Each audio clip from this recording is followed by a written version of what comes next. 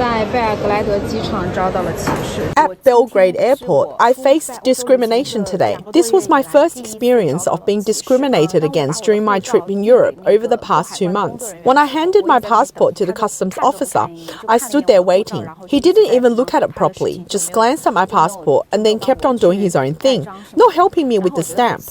I found it odd. I even wondered if I had handed it over to the wrong spot. I moved to another counter and handed it over again.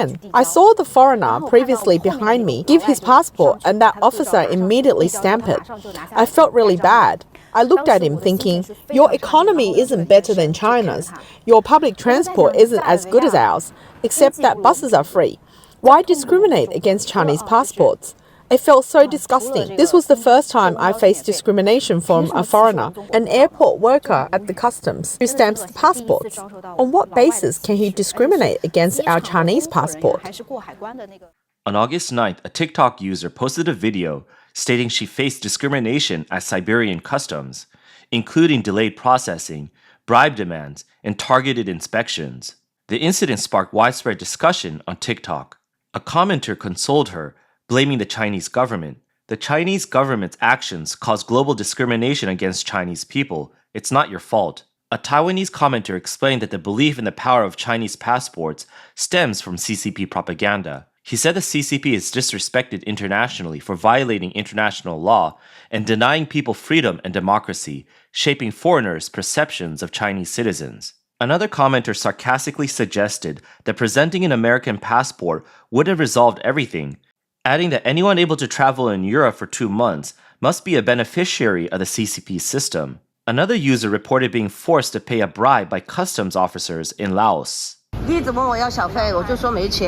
was about to take a photo when she kept asking me for a tip. I told her I didn't have any money. She stamped my passport already, but kept chewing gum with this smug attitude, acting all high and mighty, making things difficult for us. Hello everyone, I'm Zhang Xixi. The video you just saw was from yesterday when we were going out of Laos customs. After that woman stamped my passport a few times, she directly asked me for a tip. I told her I didn't have any money, and she picked up Thai baht from the counter, signaling for me to go exchange it. I kept on saying no firmly. She was clearly upset, so she handed me my passport. I thought she had stamped it, so I ignored her. But later, she kept making things difficult for us. It turned out she hadn't stamped my passport. She kept asking us what we were going to do in Thailand, saying we needed a Thai visa and that we didn't have one. I told her we had a visa on arrival. She kept using her phone to translate, saying we needed 3,000 Thai baht for the visa fee. I told her we knew it was 2,000 baht. She kept on making things difficult for us. The key was that the South Koreans and Japanese in front of us went through customs without anyone asking them for a tip. This tip business only targeted us Chinese. A netizen recently posted a video showing police officers in Kenya demanding bribes from people holding Chinese passports. In the comments, user Wu Chao Wen repeatedly stated that Chinese people abroad face these issues daily and must rely on their own resilience. He warned, "Hide your Chinese passport carefully. If Kenyan police see it, they'll demand money, as Chinese people are seen as easy targets. From my over 10 years abroad, Chinese people must protect themselves as there's no support. Your backing lacks strength." Something totally gross just happened. We'd already checked online. Senegal doesn't require visas for Chinese passports, but this visa officer just told us we had to pay 50 euros because we're Chinese. We pointed out we'd already confirmed it, and if he didn't believe us, he could check online himself. Clearly, he was just trying to scam us for money. A friend told me something wild. He drove from Turkey to Georgia, but Georgian customs denied him entry. Georgia's supposed to be a visa-free country for Chinese citizens, so how does that even happen? I was stumped. I told him to try another border crossing, but he'd already done that. The first one rejected him for no reason. At the second, they checked his papers and claimed they were incomplete. He asked me if he needed an international driver's license. I said no, Georgia accepts Chinese licenses with a translation, which he had. Still, they blocked him, saying his documents weren't enough. I was floored. How does Georgia pull this? He called their embassy in China, and they said this happens a lot. Apparently, Georgia just denies entry on a whim. What's the point of visa-free if they could just say no? An e-visa would be better. At least you'd have proof to get in, not get turned away because someone's in a bad mood. This is the kind of thing you'd never expect in a million years. A visa-free country rejecting you twice? That's got to be insanely rare, but it happened. It's easy to imagine how frustrating and embarrassing it is to be denied entry to a visa-free country with a Chinese passport, especially twice. This sounds absurd. The Chinese passport is not as powerful as the CCP claims. Dai Bin, director of the China Tourism Academy, claimed that the Chinese passport's value is rising, with more visa-free travel destinations available. His statement faced strong criticism from netizens. Everyone is talking about Chinese passports right now. It's not just about not being able to travel anywhere with it. Now it seems you can't even rely on it to return to your own country. Is there any country in the world that treats holders of Chinese passports better than others? People keep saying Pakistan is our ally, but when Chinese citizens go there, their treatment is worse than that of other nationals. I really hope someone can point to an example where a country truly gives preferential treatment to Chinese passport holders and has a better view of Chinese people than of people from other nations. I honestly can't think of one. Now when I think about it, I feel heartbroken. The once invincible Chinese passport. Why has its reputation become so bad outside? Why is that? Because in China, people constantly boast about how powerful the Chinese passport is and how highly foreign countries regard us. They talk as though everyone overseas will step aside in fear upon seeing Chinese passports. These people may have never even applied for a passport or left China. If they've never traveled abroad, dealt with documents, or applied for visas with a Chinese passport, they would know how much trouble it causes. They would realize that being Chinese abroad often brings unnecessary problems. Some may have experienced this, yet they continue to be patriotic little pinks and boast about China's power. But they should be too embarrassed to claim the passport is powerful unless they have a thick skin and just lie through their teeth. The truth is, most Chinese people are kept in the dark and live through their lives being exploited without even realizing it. It has become increasingly difficult for Chinese citizens to travel abroad. While the CCP promotes an image of global openness, it is restricting its citizens' freedom to enter and exit the country. Something wild happened to me. My passport expired, so I went to renew it, but the police blocked me from leaving China. I was furious. Why is this even a thing? I haven't done anything illegal. So I demanded to know what was going on and why. They said it's because of religious reasons. I was totally floored. I knew it had to do with that, but when I pushed for details, they wouldn't spill. They just said it's been a problem for years, going back to the 1989 Tiananmen Square movement. Hey, any friends from Xinjiang out there? How do you guys get your passports? They told me you need an admission letter from an overseas school to get one. And I'm floored. You need a passport to even apply to those schools. How are you supposed to get an admission letter without it? I thought getting a passport was as straightforward as getting an ID card, a basic right for every Chinese citizen. Seriously, brothers, why do they have to make it this so frustrating? The CCP has recently introduced a policy mandating that administrative staff at the country level and above, including civil servants, teachers, and state-owned enterprise employees, surrender their passports. International travel requires a multi-level approval process. My passport was confiscated. Some friends suggested it might be because I work for a sensitive company. Let me clarify, I don't work for any sensitive organization, but the company has a rule that anyone in a mid-level position or higher must submit an entry and exit record.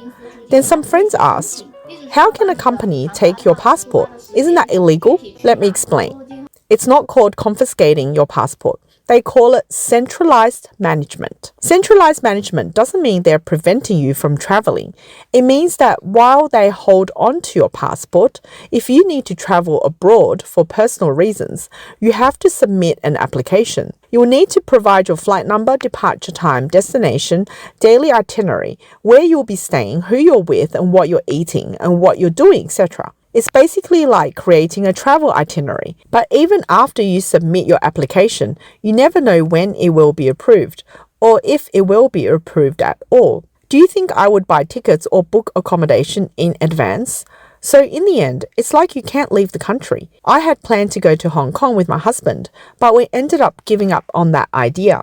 According to a recent report, a growing number of employees, including civil servants handling sensitive information, are restricted from traveling abroad, signaling an expansion of China's control over citizens' movements. In some Chinese regions, international travel is completely banned or limited to a few days per year, with the authorities citing anti-corruption and national security concerns. Under current regulations, professors, medical personnel, police officers, and teachers must surrender their passports, including Hong Kong and Macau travel permits. During the approval process, applicants are questioned about overseas connections or ties to foreign hostile forces. While abroad, they are prohibited from giving interviews to foreign media, and pre-approved travel itineraries cannot be changed. Interviewees noted that this reflects a significant increase in travel restrictions for personnel in government and public institutions. Mr. Liu, a junior manager at a state-owned enterprise who recently returned from overseas travel, told foreign media that he had to submit an application a month in advance, detailing the purpose of travel, companions, and destinations. For family visits, an additional form is required. A few years ago, these procedures didn't exist, he said. Mr. Liu added, "It's not just civil servants. My wife, a university teacher, also had to surrender her passport. She took her child to Malaysia during Chinese New Year, but her summer travel request was denied because of a one-trip-per-year rule. Her superiors even asked if she was considering immigration." Ms. Liao from Guangzhou said that even primary school teachers face travel restrictions. "My friend, a primary school teacher, had her passport confiscated by her school. She needs connections to retrieve it, and even trips to Hong Kong require approval." She remarked, "The CCP's promise of travel at will no longer exists for us." Passport restrictions extend beyond active employees to retirees. Mr. Guo, a retired official and former director, described the case of a retired civil servant from a small Guangxi town who, after gaining foreign permanent residency, returned to China to visit family. His former employer demanded he surrender his passport. He applied to travel abroad again after returning, but his employer approved only a 6-month period. Overstaying would lead to his domestic pension being suspended, which violates national regulations, Guo said. Many individuals only discover they are banned from leaving China when they reach customs. A person barred from leaving China recounted that at airport customs, a monitoring light turned red, triggering an odd alarm. A customs officer informed him of the travel ban and provided a phone number for further information, but he said no one ever answered it. Another person who was stopped at the airport shared a similar experience. He said his heart raced as he frantically searched his memory for any mistakes. "Fear consumed me, and each day felt like a year," he added. The CCP typically provides no explanation for travel bans, leaving individuals to navigate an opaque and unwelcoming system without guidance or support. Scholar Mr. Zhao suggested that the authorities aim to prevent personnel from fleeing with funds or leaking secrets. He told reporters, "Corrupt officials are increasing, and some are tied to investment fraud scandals. Certain individuals take the blame and flee, backed by officials. Departments enforce strict checks to avoid liability for letting corrupt officials escape." Zhao criticized, "This so-called standardization turns travel freedom into an approval process, aiming to seal the country's borders." Observers note that since 2018, China has enforced a passport confiscation and application system for sensitive positions. During COVID-19 lockdowns, it expanded under the pretext of non-essential travel bans. Far from easing, the system has become institutionalized. Shanghai lawyer Ms. Zhu Fang noted that civil servants need workplace approval to retrieve passports for international travel. She questioned the policy. Passports are state-issued travel documents, not employer property. Restricting citizens' travel freedom through employers is neither legal nor reasonable. In a centralized system, returning passports becomes a reward for loyalty among insiders, but limiting non-insiders violates basic human rights. In February, Human Rights Watch reported that public security agencies in many regions have deliberately complicated passport applications. Applicants must submit extensive documents, including no criminal record proof, social security records, bank statements showing stable income and savings, and employment contracts. Some require approval from multiple police stations and party branches. The report noted that these burdensome procedures recall pre-2002 practices when applicants faced lengthy processes and political scrutiny. Human Rights Watch stated that these regulations violate international covenants on freedom of movement. The organization warned, as obtaining passports become harder, concerns grow that Xi Jinping's government is reverting to an era when few could travel abroad. These arbitrary and discriminatory measures must be halted to ensure equal travel rights.